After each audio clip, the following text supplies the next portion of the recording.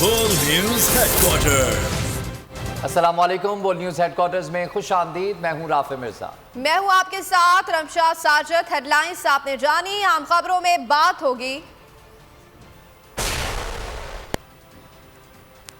गुर्बत की वजह करप्शन,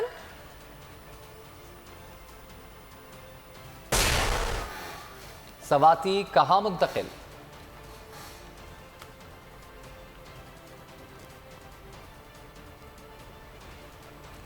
किसने दिखाया नून लीग को आईना, जेआईटी की पहली बैठक,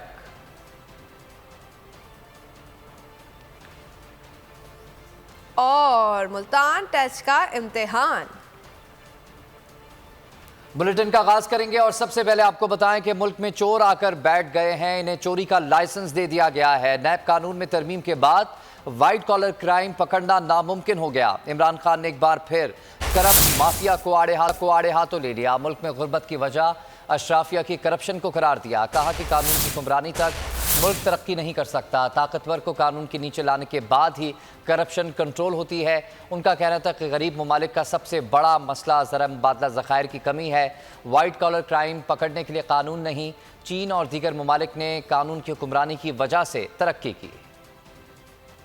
और अब पाकिस्तान में ये देख लें कि इस मुल्क की जो रूलिंग एलीट जो 30 साल से इस मुल्क के ऊपर हुकूमत कर रही थी, हमारी बदकिस्मती देखें कि उन्होंने आते साथ ही असेंबली के अंदर नैब के कानून की अमेंडमेंट्स की है। और उस अमेंडमेंट से पहले ही मुश्किल था वाइट कॉलर क्राइम पकड़ना। अब इन जो नई अमेंडमेंट्स लेके आए हैं, वाइट कॉलर क्राइम पकड़ना तकरीबन नामुमकिन हो चुका है। तो वो आगे ही मुश्किल था, जिस तरह मैंने कहा वाइट कॉलर क्राइम को पकड़ना, तो अब नामुमकिन कर दिया इन्होंने। क्योंकि वही लोग, वही स्टेटस को, वही चोर, वो खुद आके बैठ के अपने आप को उन्होंने पूरा अब लाइसेंस दे दिए चोरी करने। करप्शन वो होता है जो मुल्क का पैसा चोरी होता है। चोरी वो होती है जो कि एक फर्द की चोरी हुई, तो इसीलिए मुल्क गरीब हो जाते हैं अशराफिया की करप्शन की वजह से। कि जब तक एक मुल्क में कानून की हुक्मरानी नहीं होती, जिसको रूल ऑफ लॉ कहते हैं, वो मुल्क तरक्की नहीं कर सकता। आप एशियन टाइगर नहीं बन सकते। आप अगर समझते हैं हम चाइना की तरह तरक्की कर सकते, हम नहीं कर सकते। ये सारे मुल्क तब तरक्की किया था इन्होंने जब इंसाफ, रूल ऑफ लॉ लेके आए थे, कानून की हुक्मरानी लेके आई थी। क्योंकि जब ताकतवर को आप कानून के नीचे ले आते हैं, तो तब ये जो वाइट कॉलर क्राइम या जो पैसा करप्शन मुल्क को तबाह करती है, तब वो उसको कंट्रोल में लेके आते। और अब कानून की हुक्मरानी के बाद फुटबॉल की हुक्मरानी की जंग की बात करते हैं। खबर यह है कि अर्जेंटाइन ने साथ मुकाबले के बाद नेदरलैंड्स को शिकस्त दे दी है। अर्जेंटाइन ने पेनल्टीज पर नेदरलैंड्स को 3 के मुकाबले में 4 गोल से हरा दिया। शिकस्त के बाद अर्जेंटाइन के डग आउट में जश्न, जबकि नेदरलैंड्स की टीम अफसुर्दा नजर आई। और फुटबॉल वर्ल्ड कप की पहली सेमीफाइनलिस्ट टीम का फैसला हो गया है। क्रोएशिया ने मेगा इवेंट के फाइनल 4 में जगह बना ली है। 5 बार का आलमी चैंपियन ब्राजील बाहर हो गया। मैच का नतीजा पेनल्टी किक से निकला। फुटबॉल वर्ल्ड कप की पहली सेमीफाइनलिस्ट टीम का फैसला हो गया। क्रोएशिया ने मेगा इवेंट के फाइनल 4 में जगह बना ली। 5 बार की आलमी चैंपियन ब्राजील आलमी कप से बाहर हो गई। क्वार्टर फाइनल में ब्राजील और क्रोएशिया के दरमियान टक्कर का मुकाबला हुआ। दोनों टीमों के दरमियान मुकाबला मुकर्रर वक्त तक बगैर किसी गोल के बराबर रहा। पहले इजाफी वक्त में ब्राजील की जानिब से नेमार, तो दूसरे इजाफी वक्त में क्रोएशिया के पेटकोविक ने गोल दागा। मैच का फैसला पेनल्टी किक्स पर हुआ। क्रोएशिया ने 2 के मुकाबले में 4 गोल करके फतह समेटी। फुटबॉल वर्ल्ड कप के क्वार्टर फाइनल में शिकस्त, ब्राजील के खिलाड़ी जज्बात पर काबू न रख सके। नेमार जूनियर ग्राउंड में ही आपदीदा हो गए। सारों कतार रोने लगे। साथ ही खिलाड़ियों ने हौसला दिया।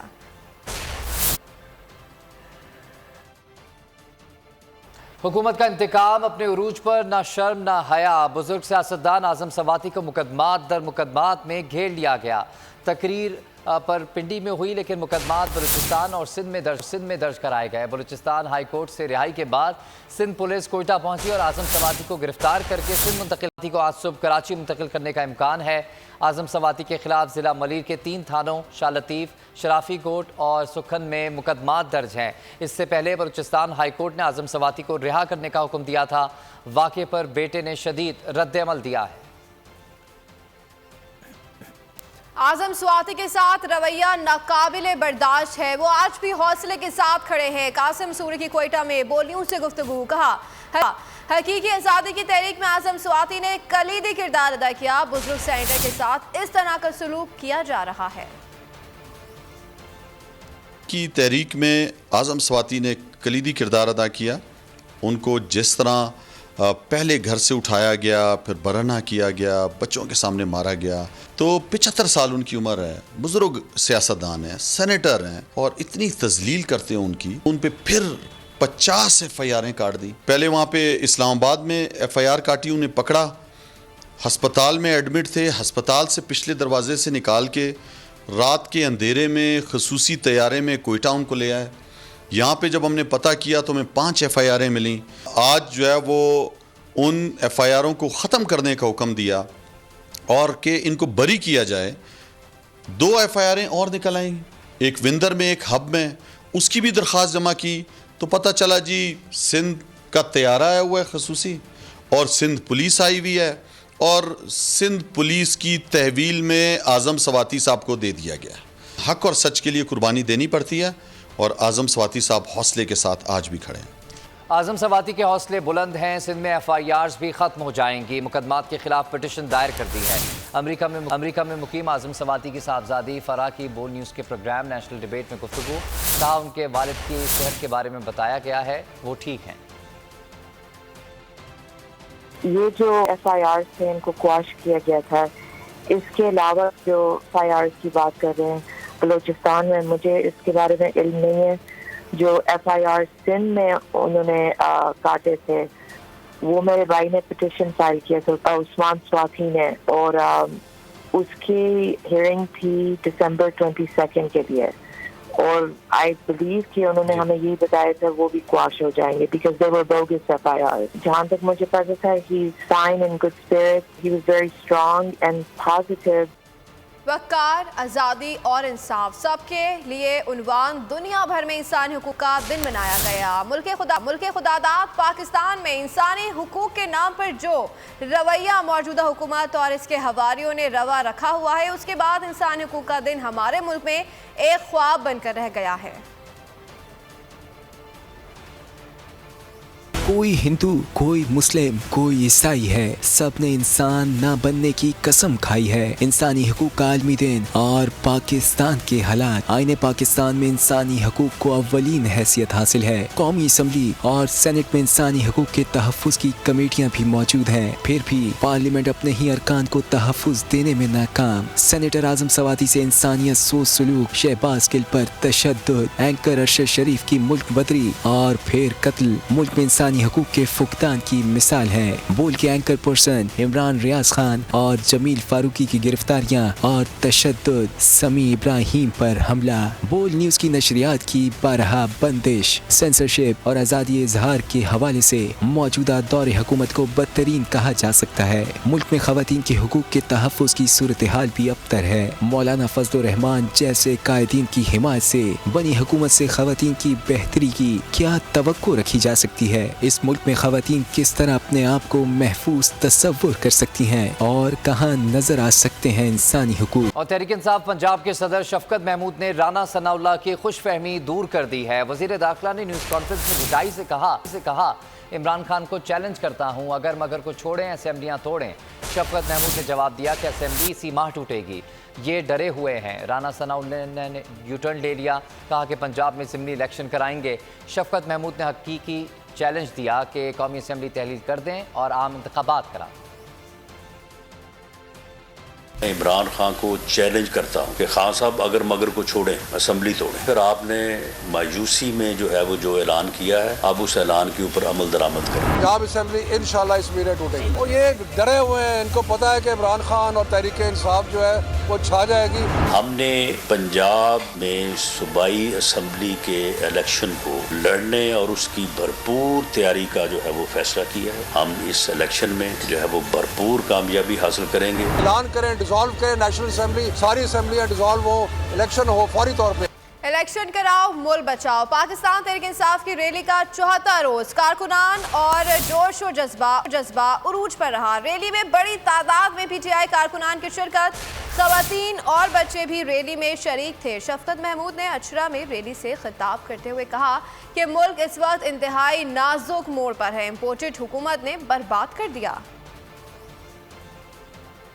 यहाँ आपको बताएंगे कि नून लीग का प्रोपेगेंडा फेल हो गया। बरतानवी सहाफ़ी डेविड रोज ने नून लीग को आईना दिखा दिया, नून लीग के गुब्बारे से हवा निकाल दी। ट्वीट में कहा कि जारी करदा माजरत सिर्फ एक नुक्ते पर है और वो ये कि नैब ने मिस्टर शरीफ पर इमदाद की चोरी का कोई इल्ज़ाम आयद नहीं किया। उन्होंने कहा कि डेली मेल ने मनी लॉन्ड्रिंग और दीगर इल्ज़ामात वापस नहीं लिए। अखबार ने मिस्टर शरीफ और मिस्टर यूसुफ को मुकदमे के खराजात या हर्जाने की कोई अदायगी नहीं की। हमने अपने दिफा में जो जवाबात पेश किए, शहबाज शरीफ और मिस्टर यूसुफ ने उनका जवाब नहीं दिया, जो कि अंग्रेज़ी कानून के तहत ज़रूरी है, इसीलिए हम अपने मौक़िफ़ पर कायम हैं। जनरल सेक्रेटरी पीटीआई असद उमर का कहना है कि डेली मेल की एक बड़ी कहानी थी, पाकिस्तान में कोई अच्छी खबर नहीं आ रही। मरियम नवाज से सहाफ़ियों को खबर जाती है, एक ही वक्त में ट्वीट्स होते हैं, वही खबर सारा दिन चलती रहती है। प्रोग्राम इमरान खान बोल के साथ में गुफ्तगू करते हुए कहना था, उम्मीद है अवाम के लूटे हुए अरबों रुपए कौम को वापस लौटा देंगे। शहबाज शरीफ ने ट्वीट किया कि करप्शन ख़राब चीज़ होती है। खुश आइन बात है कि शहबाज शरीफ इस नतीजे पर पहुँचे। इसके अंदर किया गया ये शहबाज शरीफ वाली डेली मेल वाली जो स्टोरी थी, क्योंकि इतनी दफ़ा बार बार जब नज़र आ रहा है वाज़े तौर पे एक झूठ जो है उसको बेचने की जब कोशिश की जाती है, पुराने वाला झूठ साबित हो जाता है, कोई नई फेंट के कहानी चला देते हैं। कोई पाकिस्तान में अच्छी खबर आ नहीं रही है। शहबाज शरीफ साहब का जो ट्विटर का अकाउंट है वो हैक हो गया और किसी तहरीक इंसाफ वाले के हत्थे चढ़ गया, क्योंकि सुना उन्होंने आज ट्वीटें की हैं जिसमें उन्होंने कहा है कि करप्शन बहुत ख़राब चीज़ होती है। तो अगर किसी पीटीआई वाले के हत्थे चढ़ गया तो और बात है, अगर खुद उन्होंने ये किया है तो ये बड़ी खुशाइंद बात है। अच्छी खबर को तलाश के अंदर अगर एक छोटी सी चीज़ उनको मिली है, उसको इतना बड़ा, और ज़ाहिर है वो आपको पता है कि किस तरीके से चेन चलती है।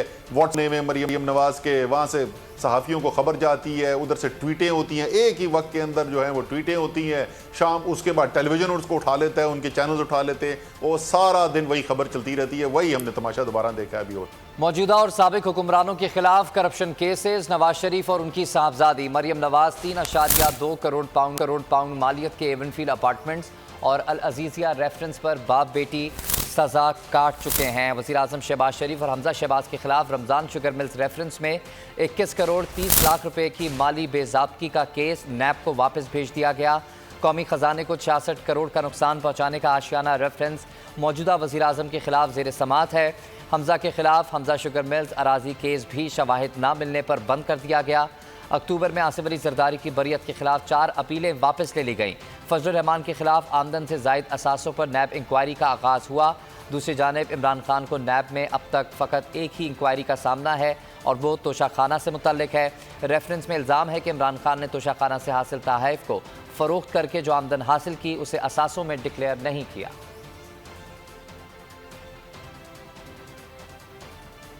मईशत तबाही के दहाने पर लेकिन इत्तेहादियों को नवाजने का सिलसिला जारी। वज़ीर आज़म के 10 मुआवनीन खुसूसी को वज़ीर मुमलिकत का दर्जा दे दिया गया है। नोटिफिकेशन भी जारी कर दिया गया। नोटिफिकेशन के मुताबिक मुआवनीन में नवाबजादा इफ्तिखार, महर इरशाद अहमद, रज़ा रब्बानी खर को वज़ीर मुमलिकत बना दिया गया। महेश कुमार, फैसल करीम कुंडी, सरदार सलीम हैदर, तस्लीम कुरैशी, अली शाह पाशा, सरदार शाहजहां यूसुफ और नुमान लंगड़ियाल भी शामिल। अता तारड़ का वज़ीर आज़म आज़ाद कश्मीर के इस्लामाबाद में दाखिले से मुतल्लिक बयान। पेरिस में मुकीम ओवरसीज़ कश्मीरियों में शदीद गम और गुस्सा। कहते हैं कि बयान से कश्मीरियों की दिल आज़ारी हुई है, ऐसे बयानात से इज्तिनाब किया जाए।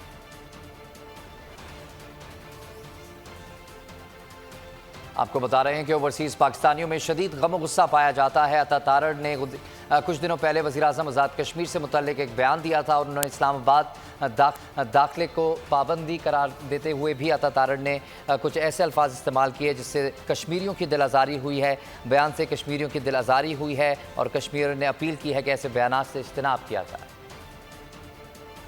मैं अताउल्लाह तारड़ के इस बयान की मजम्मत करता हूँ जो उन्होंने तनवीर इलियास साहब के लिए दिया है, और मैं हर उस बयान की मजम्मत करता हूँ जो कश्मीरियों की तस्लील करेगा। हम ओवरसीज पाकिस्तानी तारड़ के इस बयान की पुरजोर मजम्मत करते हैं। ये इम्पोर्टेड हुकूमत के ऐसे बयान सिर्फ पाकिस्तान को तकसीम करने की एक घटिया तरीन साजिश है।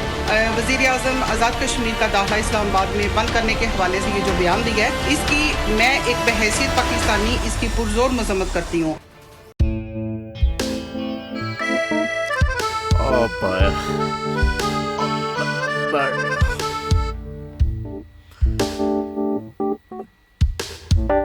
इंतशार से निकलने का वाहिद हल इंतखाबात हैं।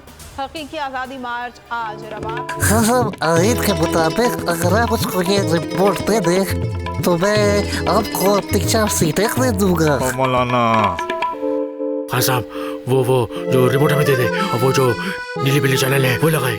जाओ शबास। हम ऐसा टीवी देखते ही नहीं जिसका रिमोट हमारे हाथ में ना हो। और यहाँ पे कोई 2 नंबर ही नहीं चलेगी।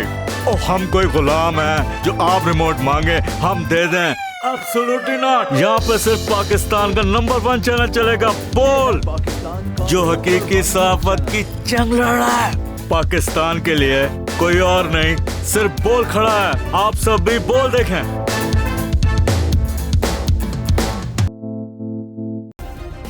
सब्सक्राइब करें और बेल दबाएं ताकि कोई खबर रह न जाए।